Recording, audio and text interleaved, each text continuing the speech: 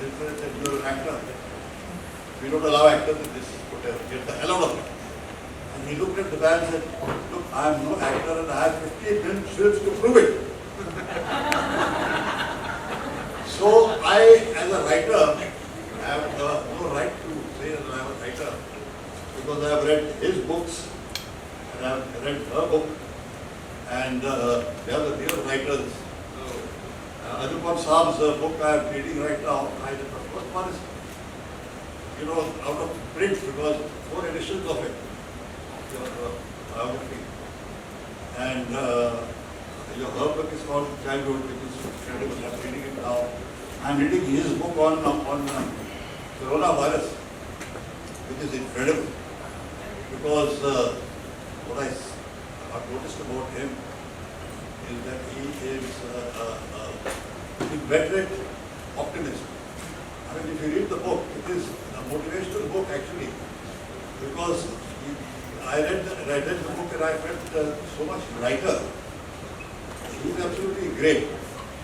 And as for her book, it is, takes you back to, I'm here already, unfortunately, I don't know myself very well.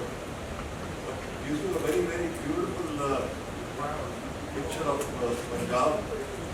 And for those who have not read it, I suggest that you must buy the book and read it. That's all I have to say. I want to thank from the bottom of my heart both of them for keep coming here, especially Anupam ji, of whom I am a great fan, because not only as an actor, but as a great writer, because I read his book. And as extracurricular activities, he is incredible. So is Dipti. She is a very beautiful writer, and I've seen her paintings. They are fantastic. I went to an art school, and I keep telling her, why don't we have an exhibition? She must have one. But I hope she agrees with me someday.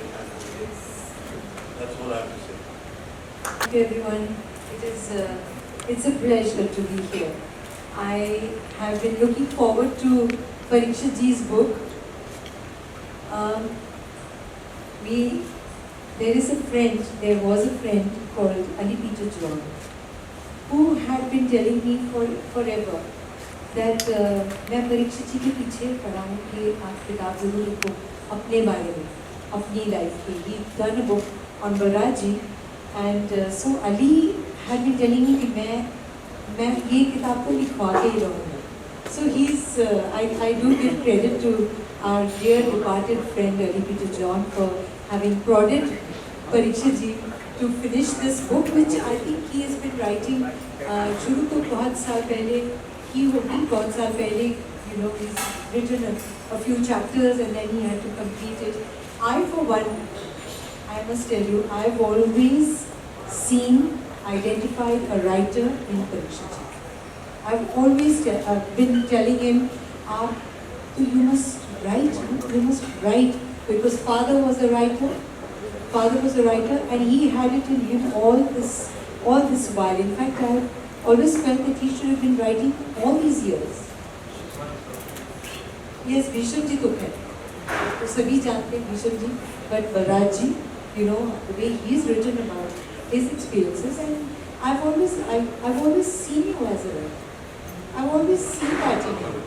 Really, I'm honestly saying, it's not something that ये stage पे आकर के ये बोलना है. नहीं, I've always felt that Parikshit ji has a heart which, he has a feel for things, the way he perceives things.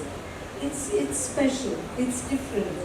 You have many people that you come across in the industry, they are colleagues, they become friends, and Parikshit ji has stayed more than friend over the years for me. So I've learned also so much from him, and I'm very happy that I'm part of this afternoon, this morning, with this book in my hand finally.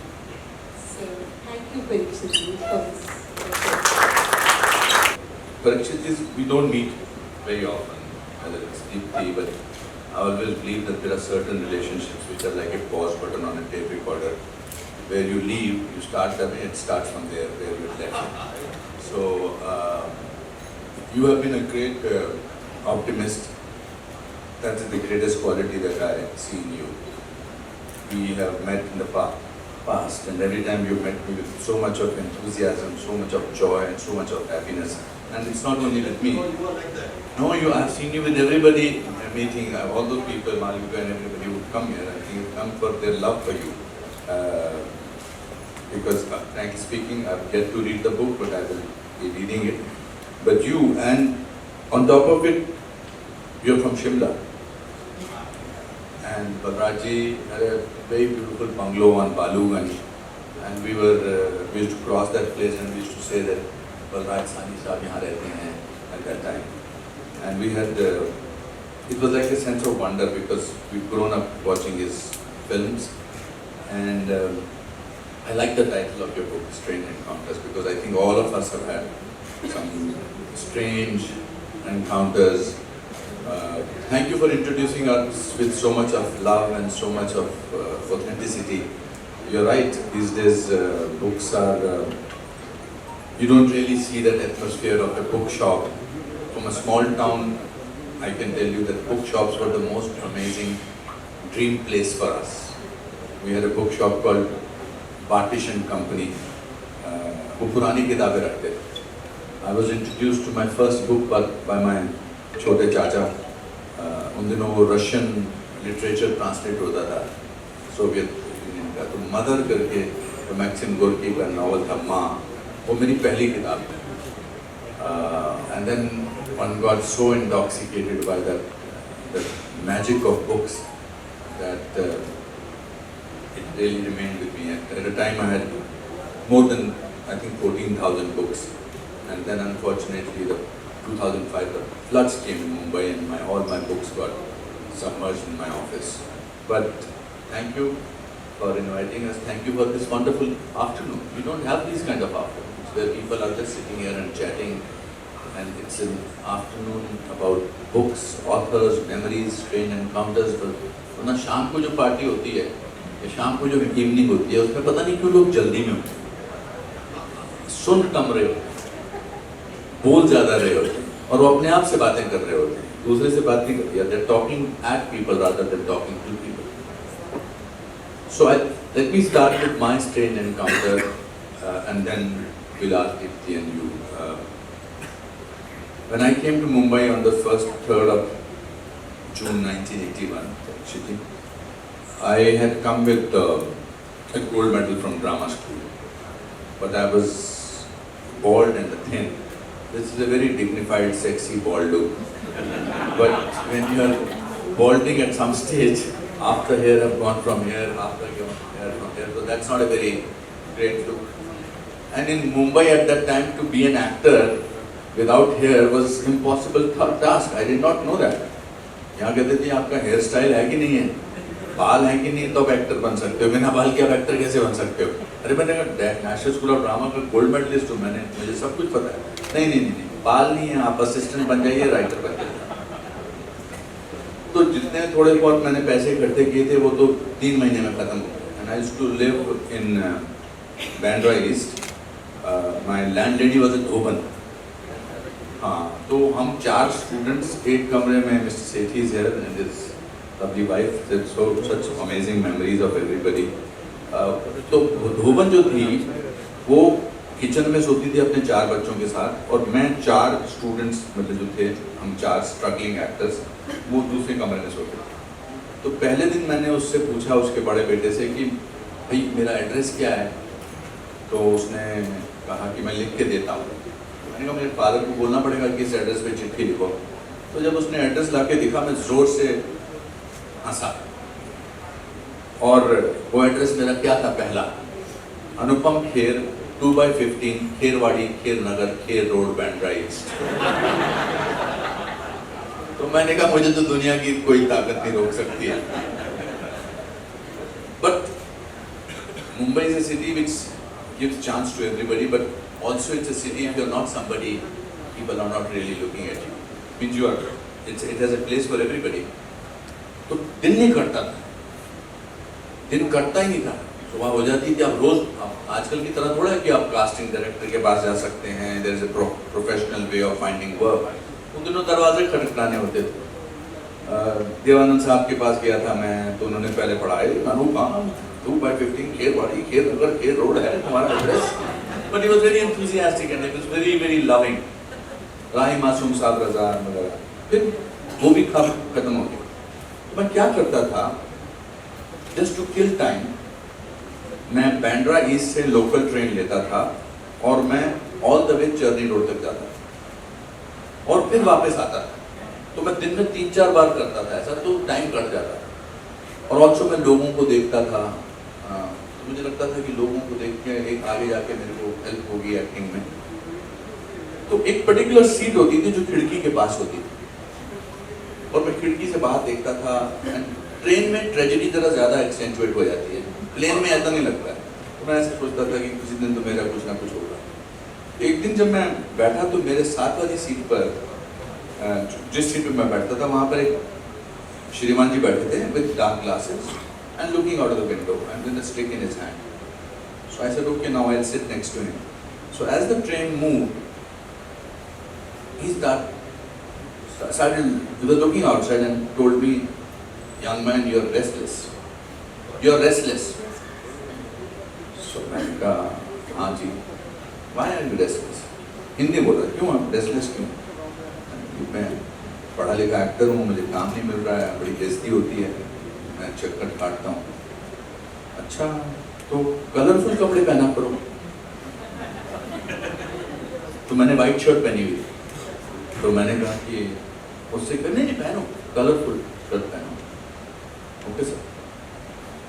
After some time on in Elphinstone road, वो गाड़ी रुकी, train, उठा and he walked out and I discovered he was a blind man.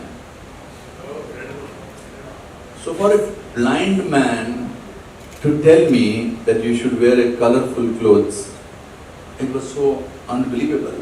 I sat in that train at the same time for so many months to find out who that person was. I couldn't find out. So this is the strangest encounter.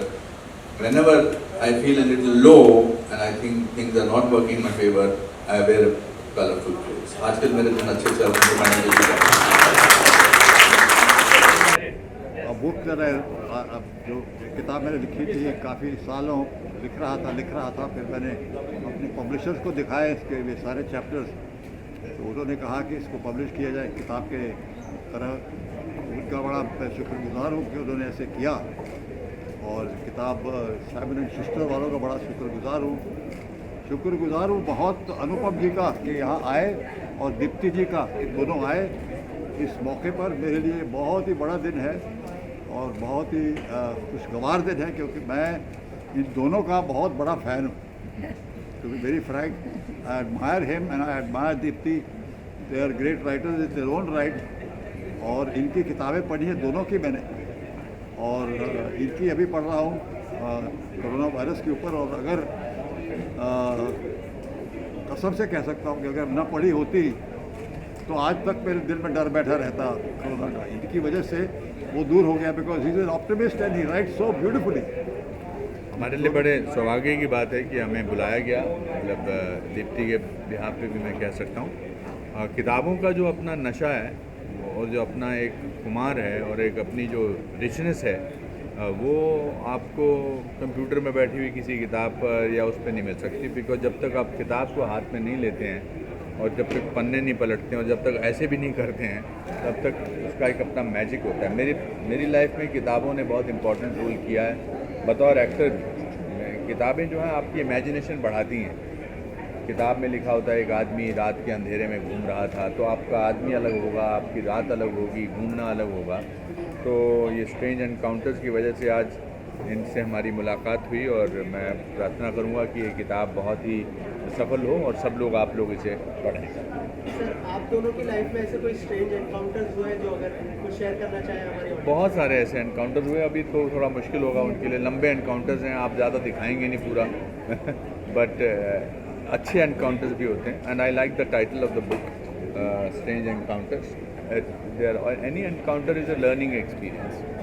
Sir since it's a launch of a book तो good stories के बारे में mention किया कि हमारे industry में जो है वैल्यू नहीं किया जाता जी। है बॉलीवुड इंडस्ट्री की बात करें तो स्टार्स को वैल्यू करते हैं और साउथ में गुड स्टोरीज को वैल्यू करते हैं। आई थिंक अभी आज ये मौका नहीं है उन बातों के लिए, बिकॉज आज तो हम सिर्फ इस किताब के लिए आए हैं। I think important to learn to see हर चीज़ के लिए अच्छी स्टोरी बहुत इंपॉर्टेंट है, किसी भी चीज़ सीखने के लिए। जितनी आप कुछ बोलेंगे। हाँ, बस मैं परीक्षित जी को I want to wish him all the best for this book. मैं भी बहुत अरसे से इस किताब की इंतज़ार में थी, बिकॉज़ मैंने हमेशा समझा और मुझे विश्वास था कि परीक्षित जी के अंदर एक बहुत सेंसिटिव राइटर है और वो निकल के आना चाहिए। I am very happy to see this book and I am hoping कि हमें बहुत सी और किताबें इनसे मिलेंगी। Parikshit ji, I think this is a good beginning. दूसरी किताब ऑलमोस्ट रेडी है जी और मैं जिससे कह सकता हूँ कि I never did want to be an actor. मैं हमेशा चाहता था लिखना यस और स्क्रिप्ट लिखता था। And I did my graduation in direction. ये तो गलती से एक्टर बन गया मैं, और रियल एक्टर तो ये सामने बैठे हुए दोनों। मगर दूसरी किताब तैयार है और उसके 2 चैप्टर्स लिखने हैं। रियली हाँ, That is so 2 exciting. Chapters लिखने में अभी बता रहा था इनको, और तीसरी मार्क करके रखी हुई है जो कि शुरू कर रहे हैं। वाह, अब इनकी लिखी हुई किताबों की बाढ़ आने वाली है। That's amazing. Because if I don't write, I feel absolutely dead. I don't feel alive. See thank you. सुबह 3-4 घंटे लिखना बहुत जरूरी है। जरूरी sir one also coming with a very interesting project Emergency में आ रहे हैं, उसका स्टोरी भी काफ़ी जानदार है, उसके लिए बताइए क्या कहना चाहिए। सब फिल्में इंटरेस्टिंग आ रही हैं, सब अच्छा है। We are going through a very interesting phase जहाँ रियल टैलेंट, रियल कहानी दुनिया तक पहुँचेगी। एक चर्निंग होती है। ये बार बार मेरी पैंडेमिक की किताब की बात कर रहे हैं। वो किताब का नाम है your best days today. Basically sometimes when you encounter your fears and you write about them, तो धीरे उसका डर जो है वो कम हो जाता है। तो आई थिंक पिछले 2 सालों में जो हुआ है, सब में कोई ना कोई बदलाव आया है। अब कहानियाँ भी अच्छी आएंगी और किताबें भी अच्छी आएंगी। धन्यवाद। आपने कहा कि सिनेमा का बहुत अच्छा फेस चल रहा है, साथ ही जो एक्टर्स हैं वो कह रहे हैं कि जो है ऑडियंस को जो मैसेज जा रहा है उस बारे आज में तो मैं क्या सिर्फ इसी किताब के बारे में बात करूँगा और कोई बात नहीं। धन्यवाद। सवाल ये है कि आप दोनों एज एन एक्टर्स हैं और आप दोनों ने ही बेहतरीन बुक्स लिखी है, तो ये कहीं ना कहीं एक अंदर से था कि आपको अपनी लाइफ के ऊपर बुक्स लिखनी है या एक्टिंग के बाद ये आपका सेकेंड बेस्ट है? मैंने 17 साल पहले अपनी लाइफ के ऊपर एक नाटक किया है, कुछ भी हो सकता है। 17 साल वो पहले देखा मैंने। 2005 It was में fantastic. 1 person show. It was a one-man show. उसमें क्या अपनी जो जितनी सीख आपको अपनी लाइफ से मिल सकती है वो अगर आप सीखने वाले हों, क्योंकि अपनी गलतियों से सीखो तो ज़्यादा जल्दी सीखता है इंसान, पर उसके लिए बहुत बड़ा जिगरा चाहिए। तो मैंने अपनी गलतियों से और अपने फेलियर से बहुत कुछ सीखा है और मुझे लगता है फेलियर जो है वो सक्सेस से ज़्यादा कुछ सिखाता है। मैम आप प्लीज़ कहिए, आपकी बुक्स आई काफ़ी बस मैं स्कूल में थी जब मैं लिखा करती थी, तब पोइट्री वगैरह लिखते थे, एसेज लिखते थे, but poetry I had a weakness for. और मुझे हमेशा से लगता था कि मैं लिखूँगी। I will be a writer as well as along with my acting career. मैं हमेशा लिखूँगी और मैं हमेशा लिखती आ रही हूँ। अब वो काम जो है अब कुछ सालों से सामने आने लगा है। मेरी पहली किताब 81 में आई थी, 1981 जब मैंने फिल्म्स ज्वाइन की ही थी। वो पोइट्री कलेक्शन थी, फिर थोड़ा लंबा अरसा होता रहा। I couldn't write as much as I would have liked to, but I'm loving my life as a writer now, and I can understand what Parikshit ji is saying. 3-4 घंटे अगर लिखा ना जाए दिन में तो दिन अधूरा लगता है। Lastly sir Balraj Sahni sir, उनके बारे में जानना चाहूँगा आप लोगों से, क्योंकि एक बहुत बड़े एक्टर्स रहे हैं और आजकल के एक्टर्स को कितना कुछ सीख सकते हैं बलराज सर से। मैं जानना बलराज साहनी साहब, अगर एक फहरिस्त बनाई जाए कि हिंदुस्तान के इतिहास में और आगे भी आने वाले अगर 10 एक्टर्स की फहरिस्त बनाएं तो उसमें ऊपर चोटी पर उनका नाम होगा। हमें as a student of acting, as a student of drama, मुझे उनसे बहुत कुछ सीखने को मिला है, उनकी फिल्मों से, इवन उनके व्यक्तित्व से। अभी जो परीक्षित जी ने उनके व्यक्तित्व के बारे में बताया एज ए फादर, उससे लगता है कि देखिए, मैंने इनसे पूछा था कि उनको गुस्सा आता था तो उन्होंने बोला कि नहीं आता था। उनके व्यक्तित्व से भी हमें बहुत कुछ मिलता है। उनको देख के लगता था कि ये इस तरह के इंसान होंगे और today's generation can learn and not. उनकी किताबों का, उनके उनके फिल्मों का रेट्रोस्पेक्ट होना चाहिए, उनको दिखाया जाना चाहिए। हम अपने स्कूल में उनकी फिल्में एक दो दिखाते हैं जिसमें वो रियलिस्टिक एक्टिंग, उस ज़माने में रियलिस्टिक एक्टिंग करना, I think it's fantastic. All credit to his hard work. ये सब के बारे में बलराज जी के बारे में मैं कह चुकी हूँ। मेरी जो 2011 में जो किताब थी शॉर्ट स्टोरीज़ की, उसमें एक शॉर्ट स्टोरी है जिसका नाम ही है बलराज सानी। तो मैं जब 11 साल की थी तो मैं बलराज जी से मिली थी। वो अमृतसर में आए थे एक प्ले करने जिसका नाम था कनक दी बल्ली। तो मेरे फादर मुझे गांधी ग्राउंड में लेके गए थे वो प्ले देखने, and how I manage to get an autograph from Balraj ji. और मैं किस तरह से एकदम बौखलाई हुई थी। ही वॉज माई काबुली वाला, you know, I was, it was like that for me, the equation was like mini and काबुली वाला। तो मुझे, मेरे लिए वो बहुत ज़्यादा एक रहा ऐसा इन्फ्लुएंस। और मैंने तभी मैंने सोचा कि जब मैं एक्ट्रेस बनूँगी बड़ी होकर तो मैं ऐसी ग्रेसफुल, इतनी डेप्थ और इस तरह की पर्सोना मैं भी रखूँगी अपने अंदर जैसे बलराज जी का है, जैसे मैंने उनको पहली बार देखा और महसूस किया। थैंक यू दोस्तों। Thank you.